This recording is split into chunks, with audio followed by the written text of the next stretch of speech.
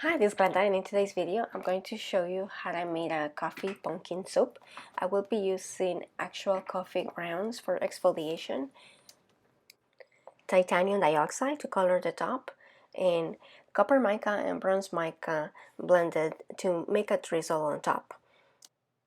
As far as fragrance, I will be using cinnamon supreme for the top, and then for the bottom I will be using a blend of fresh vanilla, spice fragrance formulator, and coffee beans fragrance oil.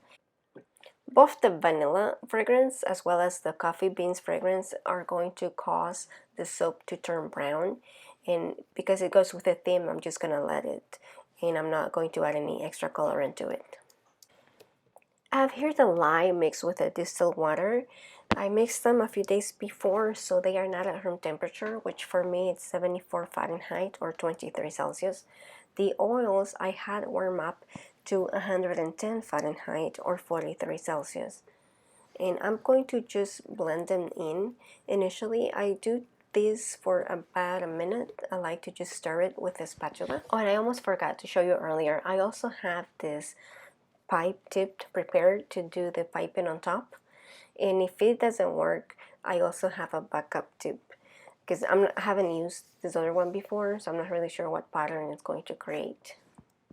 After a couple minutes of hand stirring, I start using the stick blender, and I only use it sparingly. I am concerned that the vanilla fragrance will cause acceleration, so I want to keep the batter at a light trace or emulsion phase. So I keep checking periodically at the shaft of the stick blender to see if it's breaking apart or not, and I'm also looking at the mix to see if it looks like everything is blended and that there are no oils separated.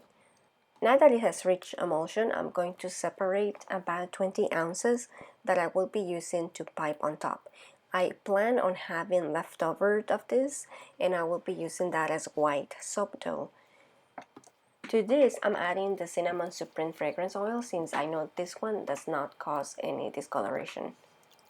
I'm also adding a little bit of titanium dioxide that was blended with oils prior to give it a white color, like the color of whipped cream on top. And also because the titanium dioxide is going to help this portion thicken faster, so that by the time I'm done with the rest of the soap, it should be ready to be piped. To ensure that, I'm also going to blend it until medium trace.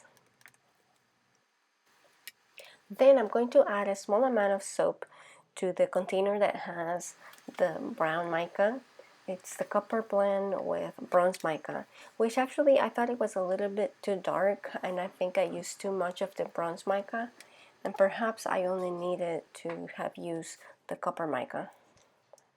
Now I'm going to measure the fragrance blend. This is going to be predominantly a coffee soap, so most of it is going to be the coffee beans fragrance. However, I will be adding the spice and the vanilla for some sweetness and also some spice notes.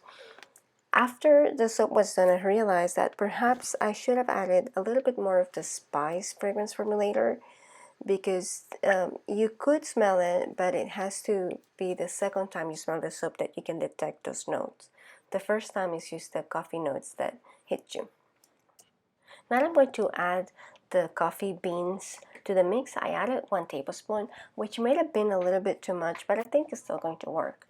I keep this frozen in my fridge since they have already been brewed, and this is to avoid that they bleed too much into the soap. I am now going to add the fragrance blend, and I'm only going to stir it in with a spatula because I am concerned that the spice fragrance formulator will cause this whole thing to accelerate. It is a very small amount of it that I'm using, so perhaps it will not happen. However, when I have used the spice fragrance formulator on its own, it has caused acceleration, like it did in this soap link above.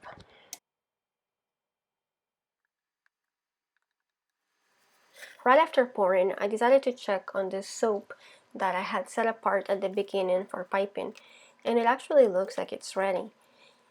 The irony is that the actual soap is still very fluid, so if I try to pipe on top of this, the piping is going to just sink in.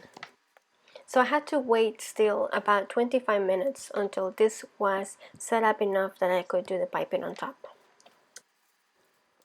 Initially, I tried to do 3 dollops on top. However, because this is a tall and skinny mold, it is more narrow and I didn't really have room for 3 dollops.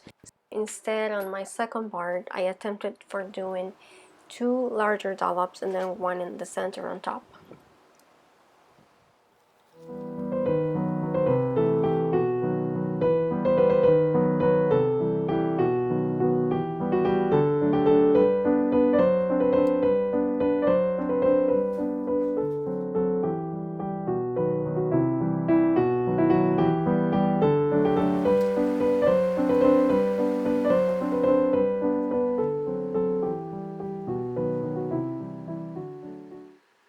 So this is what it looks like in the end, and then I cover it with some press and seal to see if this will help prevent soda ash from forming, primarily because I didn't want the brown drizzle to become whitish.